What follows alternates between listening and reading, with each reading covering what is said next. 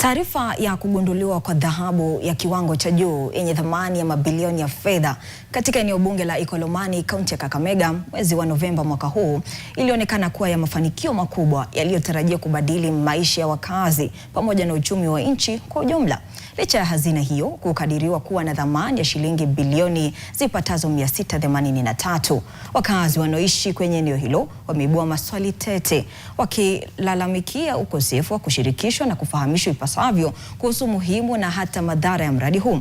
Mikutano miwili ya kushirikisha umma kuhusu mradi huu katika miezi ya Novemba na Desemba imefutiliwa mbali baada ya watu watatu kufariki katika mtafaruku uliozuka. Wakazi wakilaumu serikali kwa kutumia nguvu kupita kiasi na kuwalazimisha kushiriki katika mradi huu. Mwanahabari wetu Ruth Sarmoi Chesenge sasa anaripoti kuhusu hofu iliyowajaa wakazi katika hali ya msukosuko wa msako wa madini haya yenye dhamani kubwa Ikolomoni. Ni makala maalum ya Songo Mbingo ya dhahabu. Eneo bunge la Ikolomani lipo magharibi mwa Kenya katika sehemu ya kusini ya kaunti ya Kakamega. Linajulikana kwa utamaduni wake mashuhuri wa mashindano ya fahali, ila jina lake linatokana na historia ya kabla ya ukoloni, wakati Waingereza walianza shughuli za uchimbaji migodi katika miaka ya 1930.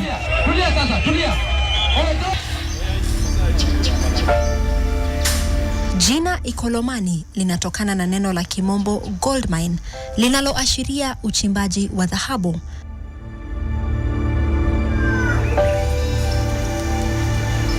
Hivi sasa jina hilo limewavutia wengi nchini na hata ulimwenguni baada ya kampuni ya Uingereza kwa jina Shanta Gold Kenya kutangaza nia yake ya kuchimba madini ya dhahabu yenye thamani ya juu katika eneo hilo.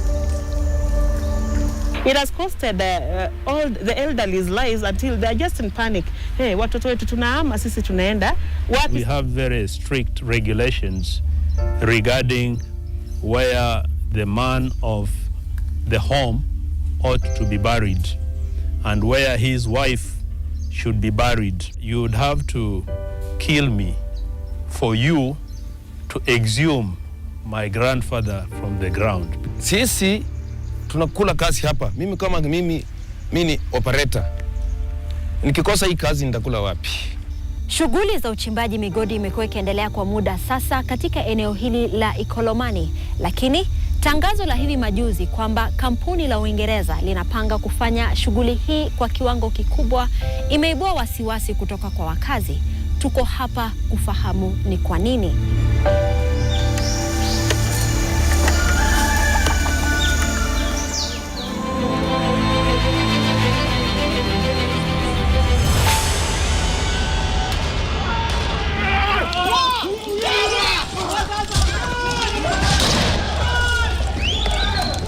Mnamo Disemba tarehe 5 mwaka 2025, shughuli ya ushirikishwaji wa umma iliyopangwa kufanyika katika shule ya msingi ya Imusali iliyoko eneo la Isulu. Shughuli hiyo iliishia na maafa na uharibifu mkubwa wa mali.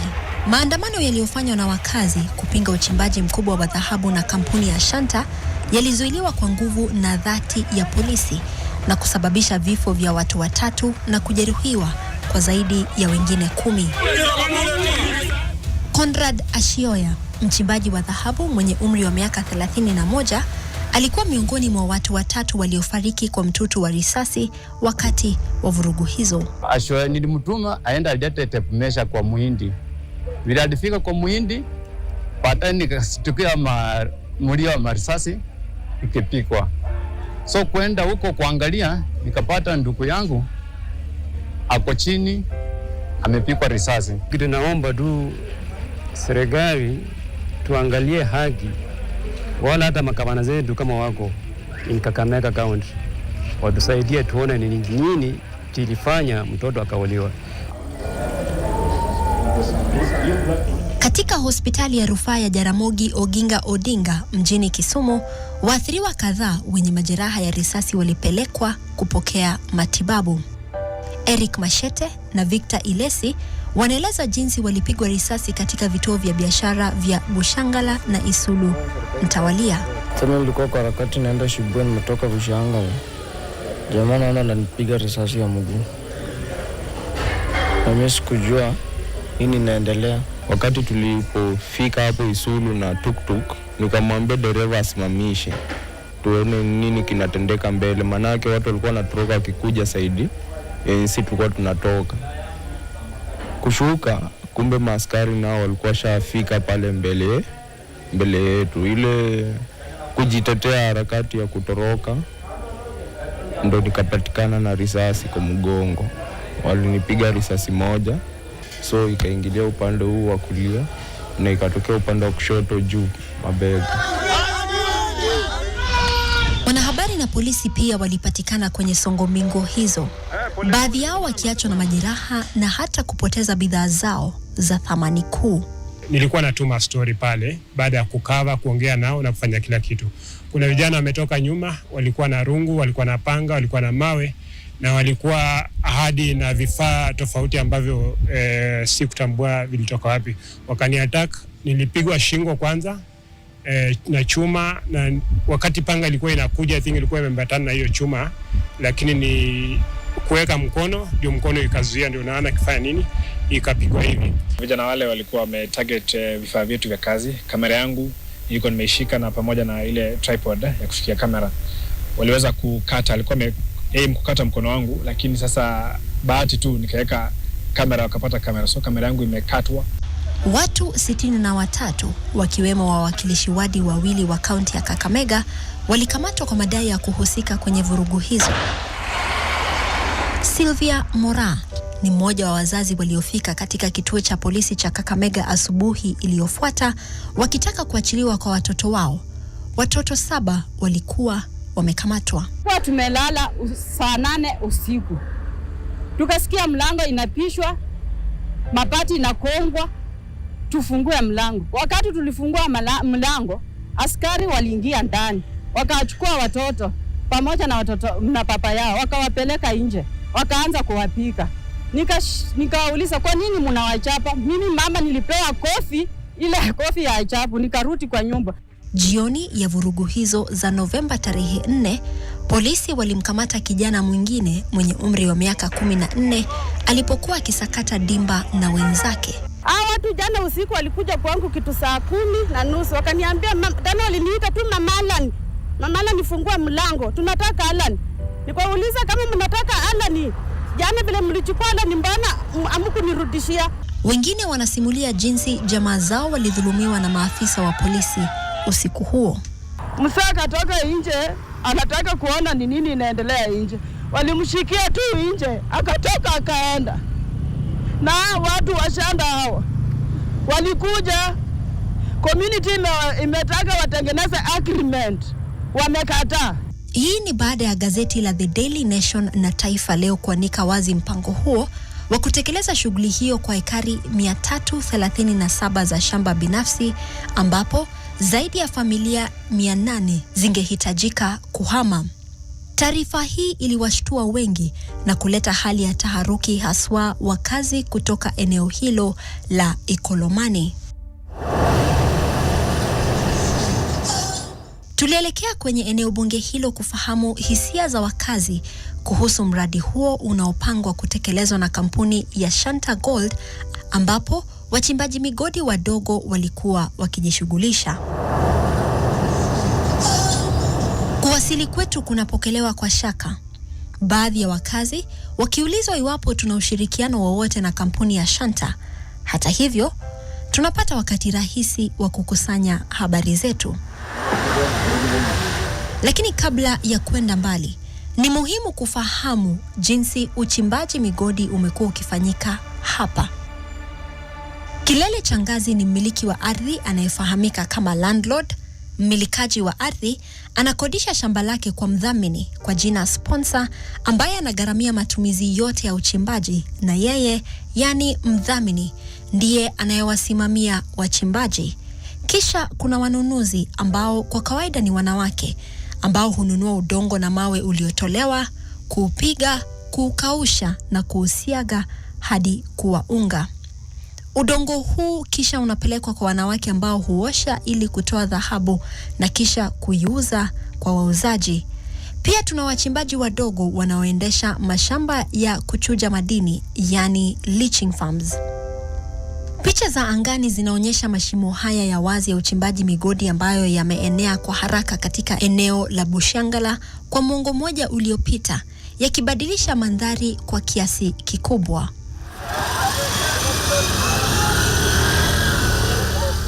Familia ya Isabella Shimenga ilibadilisha shamba lao la ekari moja kuwa eneo la uchimbaji ambalo sasa lina mashimo mawili ya uchimbaji madini, mashini 2 za kusaga mawe na vituo 3 vya kununua dhahabu. Wakati wa likizo, baadhi ya watoto huambatana na wazazi wao kusaka tonge hapa. Na ingawa shughuli za uchimbaji zilianza kwenye shamba lao mwaka 2022, anasimulia jinsi kampuni ya uchimbaji iitwayo Acacia Mining, ambayo baadaye iliuziwa Shanta Gold Kenya, ilivyomsihi baba yao mwaka 2018 na kuchimba visima 3 kwenye mali yao. Familia ilipaswa kulipwa kwa kila kisima kilichochimbwa, lakini hatimaye walidanganya wanavyodai. I asked them that I see you walk around taking samples of soil from people's land, and maybe if you could explain, is that supposed to be in exchange of something? And then they were like, yes, we are supposed to give 150,000 shillings for every sample that they are taking. Then I asked them in that forum that, but it happens that you only gave 25,000 to people, and I can give evidence that even my own father was conned. Silvanus Imungu na Augustine Andabwa ni wachimbaji migodi na wanasimamia moja ya zaidi ya mashimo 30 ya migodi katika eneo hili la Bushangala. Kwa Silvanus, biashara hii ni urithi wa familia unaopitishwa kwa vizazi. Na hii kuhama itakuwa ngumu. Kiupapu yangu mwenyewe alikuwa anaitwa Msefanu Elimungu, alifanya uchimbaji wa dhahabu na alikufa mwaka wa 2002 akiwa na miaka 105. Kama alichimba gold hiyo wakati, mimi sasa niko na miaka 52. Nimerithi kazi papu alikuwa anafanya. Sasa mkisema tutoke, tunaenda wapi? Mimi sasa niko nalisha watu zaidi ya 30. Ilianza miaka 2015 na sisi hii dhahabu tulijua kitambo, hatujajua leo, tulijua kitambo sana. Ndio kwa sababu tunafanya hiyo kazi ya uchimbaji. Ni kazi yenye hatari nyingi mno. Wachimbaji huingia kwenye mashimo haya pasi na vifaa vya kinga vinavyotosha. Kitu ya kwanza, huwezi ingia kwa shaft bila IT. Na huwezi ingia kwa shaft bila protection, paka ukuwa umefaa gumboots, umefaa helmet, at least uko na reflector na uko na tochi kwa tunafunganga kwa kichwa ili kumulika mbele penye unaenda. So shaft kuanguka ama iue watu ni kitu sisi tumezoea. So bahati mbaya kama siku yako imefika, hii hatuwezi ongelea. Hata juzi tumepoteza 2, na ukienda kwa hiyo shaft ilikuwa mzuri, ilikuwa imechengwa, lakini sasa siku yao ilikuwa imefika. Ukitaka kuingia kwa shaft unaomba Mungu, akisikia yako sawa sawa, akikataa siku yako imefika utapaki. Na ukipaki kwa hiyo shimo, kama tunafanya kazi, hatukuleti juu, tunaendelea na kazi tumalize, ndio tupepe hii msiko tupeleke juu. Hiyo ndio sheria ya mining. Isitoshe, kazi hii inayohitaji nguvu sio tu hatari, lakini ina uraibu wa kiuchumi, kwani wachimbaji hujisukuma kwa matumaini ya kupata mawe yenye thamani ya juu ya madini usiku na mchana. Hii dhahabu kama sambo iko juu, hata kunia hapa tutakuambia lete 50,000. Na ni kitu tumewahi uza, tumekuwa na shaft hapo juu. Kwa nauza kunia moja 50,000, 30, hadi kuna siku tuliuza hata 80. Unauza na pato, huyo mtu anakuja. Kunia moja ilikuwa inatoa kama gramu 50 gramu sapwini. Pindi mchanga na mawe vimechimbwa, wanunuzi haswa wanawake hupasua, kuanika na baadaye kusaga ili iwe unga. Juliet Eric amekuwa akivunja mawe haya kwa zaidi ya miaka 2 sasa. Anasimulia jinsi licha ya ugumu wa kazi hii, ana hakikisho la kupata chakula cha familia yake kila siku. Na sasa hawa wazungu wakikuja hapa wanyakue hapa mahali, nitaenda wapi na mimi na watoto familia ambaye watoto wako kwa shule, wanataka kula, wanataka kuvaa school fees ndio hiyo. So hii riziki wanapata na shukuru inanisaidia pakubwa. Mchanga huo unaoshwa kwenye vifaa hivi ambapo blanketi hizi zinapaswa kunasa dhahabu hiyo. Ni hapa ndipo wanawake kama Mary Wangoi ambaye ameajiriwa hapa kwa zaidi ya miaka 7 wanapata riziki yao. Nilitoka kaunti nyingine nikasikia dhahabu iko huku, nikakuja pia mimi kufaidikia huku. Sasa kama hapa sisi tuko na mdosi wetu. Yeye akipata anatugawia. Yeye anatulipa per day work 1000 per each. Blanketi hizo zinazotumika kunasa dhahabu huoshwa kwenye beseni iliyo na maji ambapo zebaki yani mercury huwekwa, na kisha mama hawa hukoroga mchanganyiko huo wakitumia mikono yao na kijikaratasi kidogo kwa dakika 1 au 2. Maji hayo humwagwa na zebaki iliyosalia chini inaaminika kuwa imenasa dhahabu. Kwa kutumia kitambaa kidogo, mchanganyiko huo wa zebaki na dhahabu huchungwa, na dhahabu iliyonaswa kwenye zebaki husalia kwenye kitambaa hicho, huku zebaki isiyo na dhahabu ikitoka nje ya mchungo huo. Kutoka hapo inachomwa na kuuziwa wanunuzi. Gramu 1 ya dhahabu hiyo ambayo haijasafishwa inauzwa kwa wanunuzi kati ya shilingi 7,500 na 12,000.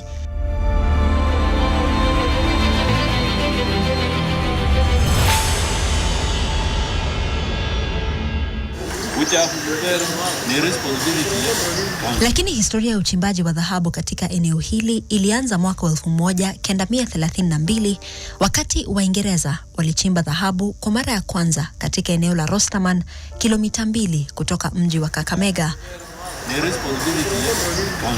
Jimmy Makotsi, mwandishi wa vitabu na mwanachama wa Isulu Bushangala CBO, kundi ambalo lilianzishwa ili kufuatilia mikakati ya uchimbaji migodi katika eneo bunge la Ikolomani, amekuwa akifuatilia swala hili kwa muda sasa. It began with a company of pre-colonial times which was called Afri-Ore. And Afri-Ore sold their rights to prospect for gold in this region to a company called Aviva Corporation. But along the way, they diverted their attention to something else, and they sold their interests to an international mining company called Barrick Gold.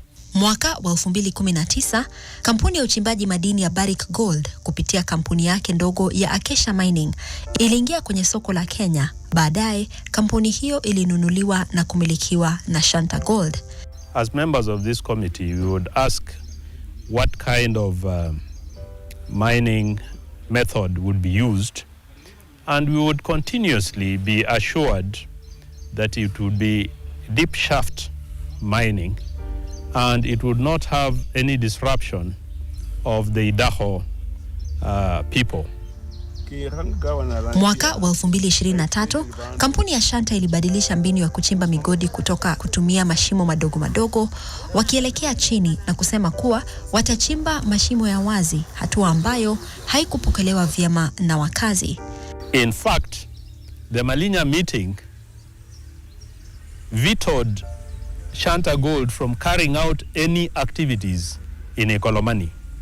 And for a substantial period of time, they were not moving around here. They couldn't do anything within this area. They couldn't even utilize their prospecting license because Idaho had said they do not want to be removed from their homes. Hata hivyo, mwaka moja baadaye, wakazi wa Isulu na Bushangala walishangazwa na ujio wa kampuni ya Shanta Gold Kenya ikiwasili katika eneo la Isulu na vifaa vyao vya kazi. In 2024, when Shanta resurfaced, They did not even come back to the local wananchi. Shanda came through the sub-county security team, the DCC, the OCPD, the DCIO, and the AP command. Those are the people who brought in Shanda by force. Huu ulikuwa ni mwezi wa Juni mwaka 2024. One morning, we woke up. We saw the machines coming, being escorted by the police, Land Rovers, administrative police Land Rovers, loaded with so many police officers, all armed, and we had no alternative. Ujio wao pia haukupokelewa vyema na wakazi, na yaliyofuata ni mtafaruku kati ya wakazi na polisi waliokuwa wanatoa usalama kwa kampuni hiyo. I was arrested and framed in the murder case. But the main person who committed the offense is still outside. 14 people were arrested. 6 were later on charged. Charges were dropped against a few of us. But for those who are charged, the case is still on. The case is still on before the High Court in Kakamega. Licha ya wakazi kususia ujio wa Shanta, kampuni hiyo iliweka mashine zake kwenye makazi mawili mtawalia, na tulipokuwa tukifanya mahojiano haya, walikuwa wamekita kambi chini ya mita 500 kutoka makazi haya. They do what you call diamond drilling.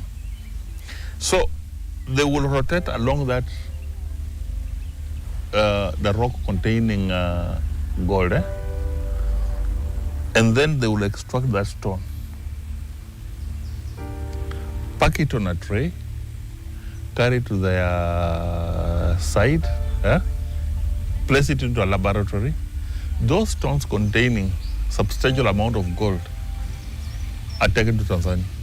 Kila aliyeruhusu Shanta kukita kambi kwenye makazi yao alipewa jumla ya shilingi 25,000 kwa muda wa miezi 3. Isitoshe, watu hao pia walilipwa fidia iwapo mimea au miti iliyokuwa imepandwa ilikatwa. So wherever they place a machine here, it goes diagonally up to around, it can go even up to around 800 meters or even a kilometer. The only thing you will hear when you're in your house is that there's a vibration coming in your house. Now, the drill is passing through your compound. You will hear a vibration downwards, but they're not in your compound. Katika juhudi zao za kutafuta usaidizi kutoka kwa serikali, waliandika barua kwa ofisi ya juu zaidi nchini. Rais akajibu kupitia barua hii, ambapo alituma timu ya watu kufanya uchunguzi, lakini hakuna kilichobadilika.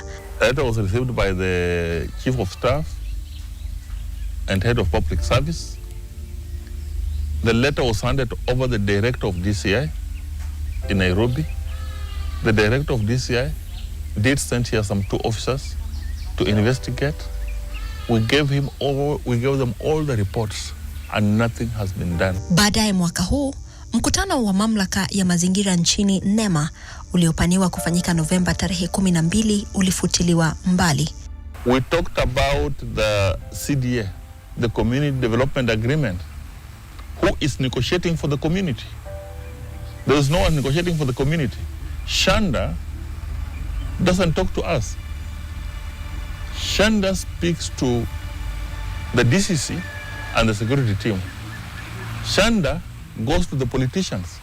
Shanda calls the Minister for Mining. NTV ilipitia ripoti hiyo ya Shanta iliyoandikwa na kampuni ya Current Technologies Limited. Ripoti hiyo inaeleza kuwa walitekeleza mchakato wa uchunguzi wa kuhesabu kati ya mwezi Mei na Septemba mwaka 2024. Kazi ya ukusanyaji ilianza tarehe 27 Januari mwaka huu, na kufikia wakati wa kuchapisha kwa ripoti hii mwezi Machi mwaka 2025 walikuwa wamekamilisha 78% ya taarifa zao. The entire resource in the area known as Isuru and Bushiangara will give you 1.270380 ounces, grading an average. The key word I want you to note there is an average of 11.43 grams per ton, meaning that some of the ore will have even perhaps 30 grams per ton, and some ore may only have something less than even 1 ppm. Kwa muktadha, aunsi moja ya dhahabu kwa sasa inauzwa nchini kwa takriban shilingi 530,000, hali inayomaanisha kuwa akiba ya dhahabu katika maeneo ya Isulu na Bushangala ina thamani ya shilingi bilioni 683. Machimbo yenye kiwango cha gramu 0.5 hadi 5 kwa tani moja huchukuliwa kuwa gredi ya chini. Ile yenye gramu 5 hadi 10 kwa tani moja huainishwa kuwa gredi ya wastani, na yenye gramu 10 hadi 20 kwa tani moja hutambuliwa kama gredi ya juu. Katika baadhi ya mamlaka, mgodi wowote unaozidi gramu 12 kwa tani moja huainishwa kama bonanza. Pindi shughuli rasmi zitakapoanza, mradi huo unatarajiwa kuendelea kwa muda wa miaka 8. Aidha, katika ripoti hiyo inayotajwa kuwa eneo la magharibi inaeleza zaidi ni kinukuu, mradi huo utahitaji takriban ekari 337 za ardhi na utaathiri takriban watu 1345. Hii ni shule ya msingi ya Isulu ambayo ina takriban zaidi ya wanafunzi 800 na ni mojawapo ya shule ambazo iwapo shughuli ya uchimbaji migodi itaidhinishwa huenda ikaathirika kwa sababu iko katikati ya maeneo ambayo shughuli hii inafanyika. There are 3 schools. There is Isulu Primary School, there is Emusali Primary School, there is Shiboname Primary School. Those are found in Isulu location. Then we have for the Otna girls, it has a new dormitory. So should we say it's a wasteful of public resources? Shanta inaongeza kuwa wamiliki 151 wa ardhi yenye jumla ya ekari 242 watalipwa fidia shilingi milioni 421. Aidha, wamiliki wa majengo watalipwa zaidi ya shilingi bilioni 1. Wamiliki wa mazao na miti wakilipwa fidia ya shilingi milioni 137 na milioni 215 mtawalia.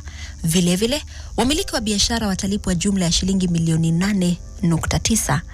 Lakini kabla ya kukamilisha uchambuzi wetu wa ripoti hii, ni muhimu kufahamu kuwa hakuna neno lolote lililoelezwa kwa ndani katika ripoti hiyo, kwa kuwa eneo la kueleza maana ya maneno haya, julikanavyo kwa kimombo appendix, haikuwa imekamilika. Ripoti ya EIA iliyotolewa na Shanta inaonyesha kwamba kampuni hiyo inapanga kuwekeza kati ya shilingi bilioni 22.9 hadi bilioni 28.6, huku gharama za uendeshaji zikikadiria kufika takriban shilingi bilioni 2.4 kwa mwaka. Shanta has never sat with us as a community, even for the 23 years they have been here. They have never. They only come like thieves. They take the coal, whatever they want. They say we are doing prospecting. They come in the night. They have a few people. They have bought. Wamenunuliwa, wamehongwa. They just come with those people. So when they sit with them, they go to various churches here, Pentecostal churches especially. Mbali na changamoto zinazohusisha uchimbaji mkubwa wa madini, kumekuwa na ongezeko la idadi ya watu katika eneo hilo. We have Chinese who have come in. They have already bought some land. We have people from other regions within the country who have also come in, and most of them are people who are prospecting. They have come with money. Ongezeko hili nalo limekuja na changamoto zaidi na kutishia afya na usalama wa watoto wanaohofia kuacha shule kujiunga na kazi hii ya machimbo. The increased demand for labor now creates issues of young people abandoning school and other moral issues that cause decay in the social aspect of the society. Isitoshe, watu wanaofanya kazi katika machimbo haya pia wanakabiliwa na hatari ya magonjwa mengine, kwani mara nyingi wanalazimika kushughulikia zebaki kwa mikono yao wakati wa uchimbaji wa dhahabu. The chemicals that are being used, mercury, we have arsenic, and you know mercury naturally causes skin disease, kidney and liver issues. We also have new cognitive diseases, that is the brain, because mercury has a high affinity for some of the brain cells. And this will have a very negative health effect on the population in their younger ages. There's a gold refinery. Tulisaka majibu kutoka waziri wa maji, mazingira, rasilimali za asili na mabadiliko ya hali ya hewa wa kaunti ya Kakamega kuhusu wasiwasi ulioibuliwa na wakazi wa eneo hilo. The challenge we have is that the national government has given prospecting license to Shanta Gold, which covers most of the areas where the artisanal miners are mining. So it becomes difficult to issue them with a license. Even though the areas of Ikolomani and Lurambi have been given as a license to Shanta for prospecting, we have some in Shinyalu who can be given those licenses, but the requirements are also very stringent. Stringent in the fact that if you want to do mining, then you must be given, you must provide an environmental impact assessment report. And this is done by NEMA or officers accredited by NEMA, and it's quite expensive. Ili kuchimba migodi, mtu anatakiwa kulipa shilingi 50,000, wakati wamiliki wa mashine za kusaga dhahabu wanalipa shilingi 10,500. Wanunuzi wa dhahabu wenye vibanda wanatozwa shilingi 5,000, huku shamba la kutenganisha dhahabu kwa njia ya leaching likitakiwa kulipa kati ya shilingi 250,000 na 500,000. For the last financial year in terms of royalties, we only earned 18,000 shillings the whole year, the whole county. And you can imagine the amount of gold that people are extracting.